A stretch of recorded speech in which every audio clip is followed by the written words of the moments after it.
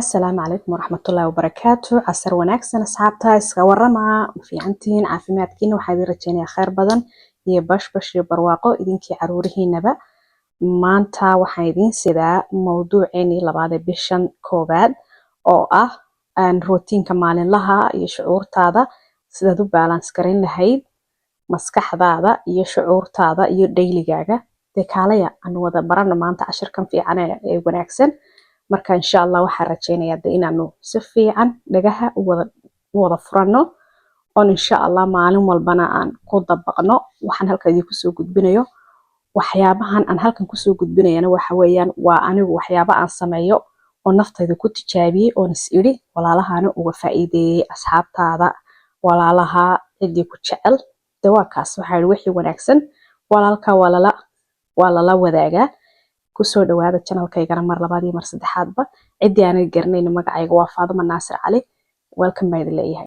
Anigu qaabka aan isheeg subaxii u soo kaco iyo waxyaabaha aan sameeyo markaa waxaan bilaabayaa qodobadii hadii la yiraahdo waxa ugu horeysa subaxii marka saa u soo kacdid 10 daqiiqo ama 15 daqiiqo naftaada si oo ah inaad maxay telefoonka horta marka saa u soo toostid ba ana telefoonka qaadan أنا waxaan dadka telefoonka marka saa indhaha kala qaado saacada markaan eego waxaan eega ababka Facebook eeg WhatsApp ka eeg Instagram ka eeg YouTube ka eeg TikTok waxaas dhan markaan eego in sarirta ka kici jiray marka imika waan bedelay oo waxaan ku bedelay idinkana idin soo bandhigayaa marka saa u soo kaco subaxii waxaan horta eega bismillaahir rahmaanir rahiim saacada ku buuxsadaa waa soo kacaa saacada markaad ku buuxsado soo kacdo adiguna waxaad sameynaysaa telefoonka iska fogeynaysaa telefoonka marka iska fogeysid 5 daqiiqo naftaada si ood ku fadhiisatid isla yara hadashid naftaada aad tiraahdo alxamdulillaah waxaan ku soo kacay caafimaad qab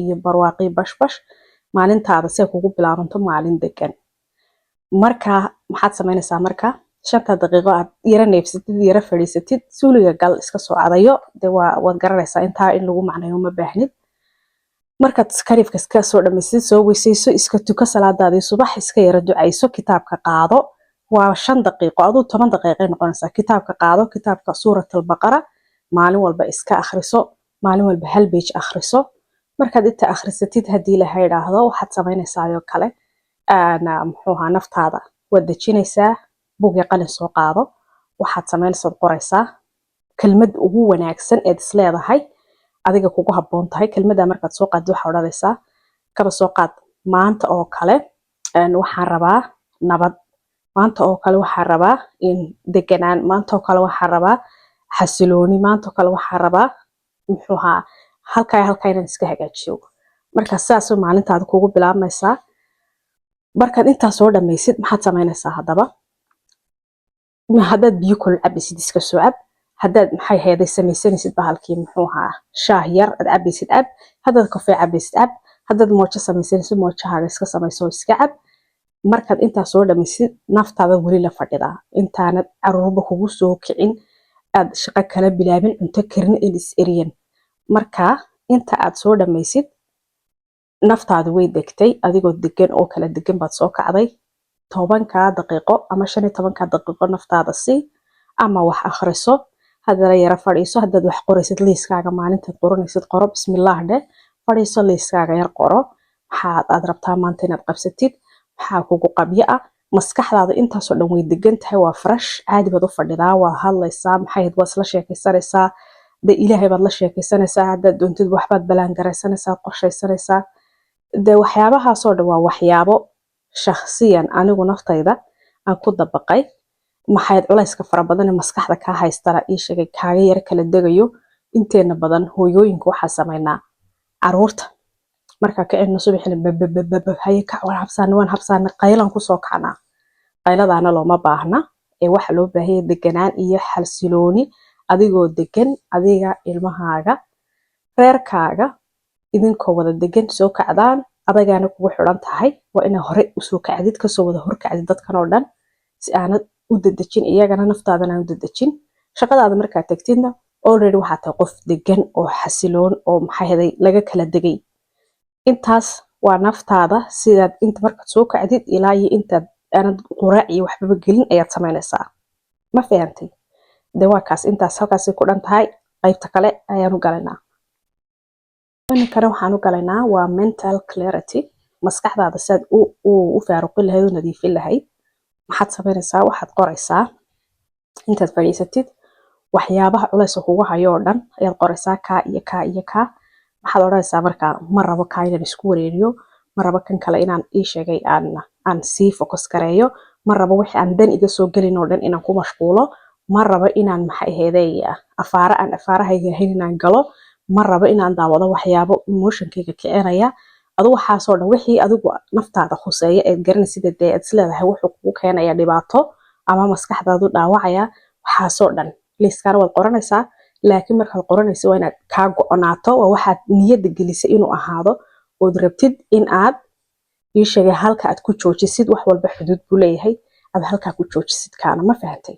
dee waa kaa intaasina saasaad samaynaysaa. waa qodobka labaad. halkana waxaan samaynaynaa maskaxdaada nuuri ama ii sheegay iftiimi baa lagu yiri.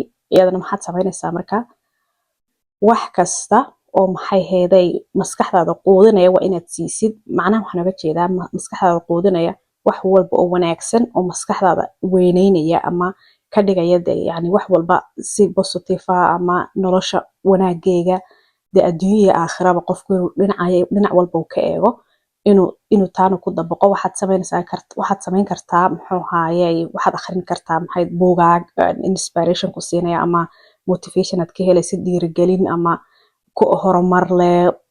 waxaad akhrin kartaa xitaa axaadiista fiqiga, waxaad jeceshahay yani inay naftaadan kor usoo qaadaan. qisas al-anbiyaa xataa dad duntu akhrisan kartaa. wixii naftaada kor usoo qaadayo oo dhan eed isleedahay waxbaad ka faa'iidaysaa akhriso. haddaad wax baranaysid waxbarashadaada gal waqtigaasoo dee intaad aroortu kaa kala hurdo xaafadda soo toosin wixii aad qabsan kartid oo dhan qabso. xaafadda kasoo hor toos 2 saacadood ka hor keligaa wax walba intana soo toosin dadkana sii qabso. haddaad wax dhiganaysid, haddii ii sheegay aad muxuu buugaag akhrisanaysid, haddaad journal samaynaysid wax qoraysid, haddii aad maxay heday aad ilaahay baraysid ducaysanaysid, haddii aad ii sheeg wax positive aad qoraysid, haddaad podcast dhagaysanaysid naftaada kor usoo qaadaya. anigoo kale waxaan dhagaystaa islaanta reer maxaa magacayga waa iloobe podcastka islaamiga ka hadasha. islaantaasaan dhagaystaa ama marmarka qaar waxaa iska dhagaystaa kuwan kale cadaanka ee muxuu ahaa ingilishka iyaguna ku hadla. adoo wax walba oo naftaada quudinaya ama horumar aad ka helaysid ama maskaxdaada ka dharginaysa adoo ka helayn badda wax kale, inaad naftaada nuuriso maskaxdaada wax waliba. waa inaad intaas samaysaa. hooyooyinka adigoo rafaadsan subaxii inaad soo kacdo shaqo tagtid dantaada ma aha, danta ilmahaagana ma aha, danta reerkaagana ma aha. habeenkiina waa inaad hore u seexatid ama 9 seexo ugu dambeyn ama 8 seexo. oo qofkii raba nolol farxad leh, degan, xasiloon, bilaa buuqa, bilaa qayla, bilaa rabasha. ku xidhnow maxay dad ii sheegay aad ka helaysid yani awood ama aad ka helaysid wanaag. dadka ku xidhnow wax kasta oo noloshaada dib u riixaya ama asxaab ha noqoto ama cid ay noqoto ama family ha noqoto ama dadka isla shaqaynaysid ha noqoto. ka fogow waxaasoo dhan. maxay subaxii markaad sa usoo kacdid intan aan soo sheego dhamaysatid waxaad samayn kartaa, waxaad la helaysaa in qofkaad is leedahay yani waad ku kalsoon tahay. waxaad wareysan kartaa xaafadiina waqtiga message u dirdir, sabax alkhair dhe ama good morning dhe ama ducooyin dirdir waqtigaas oo de ajar shaqaysa hadaad doontid. maxay heeda wax wanaaga inaad yani naftaada wanaagna aad gudbisid, wanaagna una ku soo gala adigana. ma fahantay? waa give and take. markaa muxuu haayay waa inaad intaana aad samaysid subaxii xitaa markaad soo kacdid ii sheegay ilmahaagaad soo kicisid waxaad samaynaysaa isagana waad la yaro qosqoslaysaa, waad la sheekaysanaysaa adigoon lahayn maanta dhan dhaqso xeero hagaajiso allama habsaan lahayn. waa inaad intaas samaysid ood ka caawisid maxayd ilmahaagana shucuurtiisa. waa iskuulka ilmahaasina markuu tago adoo maanta dhan dirirayay dee isaguna muurka lagu tagayaa. marka adigii ilmihii boos galaafanaysiin looma baahna waxaasoo dhan. waxaa loo baahay xasilooni iyo deganaasho. waa in nolol cusub baa la galay, sanad cusub baa la galay. waa inaad naftaada ka shaqaysid gudaheega iyo dibaddeedaba si ilmahaaga iyo reerkaaguna ay caafimaad u helaan. ma fahantay? haddaad naftaada ka bilaabi weydidna dee hareerahaaga wixii joogay oo dhan ka mas-uulka ahayd gacantaadii ku jiraan. markaa waxaan oo dhan waa isla baaba'ayaan. naftaada inaad xaqayga siisid, xaqa reerkaaga iyo ilmahaagana aad siin kartid weeyaan. laakiin haddaad naftaada ka bilaabin oo adigu degin oo maskaxdaadii iyo jirkaaga gudahaagii uu guux ka dhex yeedhayo, guuxaas waxyaabo badan buu saameynayaa. marka baaba fara badan baa imanaya, looma baahna waxaasoo dhanna. marka waxaad ka bilaabaysaa adiga naftaada stepska aan kuu soo sheegay 1 2 3 4 5 sidaa aan kuu sheegay u samayso. haddii aanad fahmayna oo afkaygan aan ku hadlaya aanad fahmayna, dee walaalo scriptiga waa akhrisan kartaa. waxa kaloo dikaylobadii ku darayaa, ka fogow hadallada naxsiga leh ama qofka ka sheekeynaya mar walba ii sheega calaacal iyo negative iyo wax ii sheegay aan dee aad arkaysid dee inuu ku dhaawacayo, waa inaad ka fogaatid isla markaaba. saaxiib dad xitaa la tahay ama aad isla shaqaysiin, qofka space waa inaad siisid oo xuduud ay jirto, ama is leedahay de waxbuu ku xasuusinaya, waa inaad ka tagtid qofkaas. yacni waa inaad space uu jiro oo albaabada aadan isku furin. soo islamaan wada garan. marka waxaan u galanaa imika habeenkii. markaad maalintaada saa kusoo dhamaysatid, habeenkii maxaad samaynaysaa? waa daily routine waxaan ka sheekeynayno ee emotionkaaga iyo mentalkaaga. haye habeenkaaga maalintaada markay soo dhamaato, habeennimadaada maxaad samaynaysaa? habeennimadaada waxaad samaynaysaa horta telefoonkaaga intaanad seexan ka hor 30 daqiiqo ka hor baad iska fogeynaysaa. waayo telefoonka bustaha hoostiisa lala galayana wuxuu kugu keenayaa maskax xanuun, jir xanuun, energy kaa nuugayaa. tiktokan sidaa loo rogayo ama youtube daawata ama tiktok ama bustaha kula hoos jirtayaaba 30 daqiiqo ka hor intaanad seexan iska fogey. isagana waxaad qoraysaa oo kale maanta maxyaabihii aad la soo kulantay, maxaa ugu fiicnaa ugu wanaagsanaa oo dee ku qabsoomay ama aad la soo kulantay. waxaa kaloo qoranaysaa, haddaad qori karina maskaxdaada gasho, dee naftaada u sheeg barkinta intaad jiiftid isla sheekaysan sida calculator la haysto dhag dhag dhag dhag xisaab lagu jiro meel yaro dhigo. taasina waxaan waa adduunya ma dhamaanayso, waa lagu jirayaa, waa circlekaas aad arkaysiin. marka waxaad maskaxdaada u sheegtaa wax fiican maxaan maanta soo qabtay, maxaa ii soo qabsoomay, maxaan u dabaaldegaa, maxaan samaystaa. dee waa kaa naftaada saad u raaligelisid. waxaad kaloo qoraysaa ha iloobin maxaa maanta dhaawac ii soo geystay, maxaa kelmada ii dhibay, waxaana waad qoranaysaa. meel ku ururi, daaqada ka tuur iyagana. ma fahantay? waayo haddii maskaxdaada ay ku hadho, xumaan bay isku bedelaysaa ama cuqdad saan u naqaano. looma baahno waxaasoo dhanna, waa ina halkaa kasii tuurtid. waa kusaan kugu sheegay, wixii ku cajami waaye, hadalkii ku cajami waaye, cidaad la shaqaynaysa ku cajami weydo, xuduud waa inaad u samaysid. masaakiin baan nahay dee Soomaalideennana iyo xuduud ma naqaano. waxaan dhahaa qofkan ha dhaawicin marka adaa urursanaya dhaawicii. looma baahna taasi. dulqaadka faraha badan la mararka qaar doqonnimuu noqdaa. xuduud waa inaad u samaysid oo wixii ku dhaawacay, xitaa hadalka sheekada haddii ku cajami weydo waa inaad ka tegi kartaa, waa inaad ka yaraa aayar uga hoos baxdaa. ma fahantay? waayo cadaan maxay yidhahdaan iyagu personal space. waa ku cajami waa ka tegi kartaa qofkan aayar, xitaa isagoo hadlay halkaas iska yara fadhiiso, dhagaaga ka xidho. uma baahnid inaad sheekadiisa dhageysatid, waayo adiga wax kuguma soo kordhinayso, wuxuu kaa rida mooyaane. ma fahantay? dee waa kaas saasaad u qoranaysaa wixii wanaagsanaa, wixii xumaa, iyo ii sheegay muxuuha waxyaabihii kuu soo qabsoomay maanta, naftaada iyo caruurtaada. maalintaada say kusoo dhamaatay baad xisaabinaysaa. dee hadday kula wanaagsanaato iska juwalkan xaggan aan ka yeedhinayo, naftaada iyo reerkaaga ku dabiqi kartaa, ilmahaaga. dee waa kaa intaasaan idiin soo gudbinaya maanta. waa maalin kasta wixii aad samayn lahayd. ma fahantay gabadhay hooyooy? maalin walba waa inaad ku celcelisid. haddaanad karayna warqad intaad daabacda gidaarka sidaa ugu dhajiso, aad aragtid maalin walba warqadan kaasoo horbaxayso subaxii markaas u soo kacdid. hooyooy wallahi waa la wada daalahay, laakiin haddana naftaada waa inaad qasabtid ood ii sheegay aad bartid inay wax qaban karto, wax samaysan karto, nafteeda bedeli karto sida ugu wanaagsan ee ugu muhiimsan, adiga iyo ilmahaaga iyo reerkaagaba idinka caawinaya. ma garatay?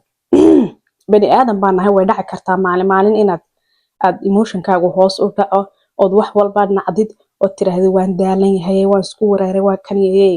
waan fahmaynaa wadankan aan joognana wuu ka duwan yahay dee halkii aan joognay ee laga helayay caawimaad fara badan, ma waalidkii ama asxaabtii ama walaalaha ama maxay heeday aad shaqaale helaysay.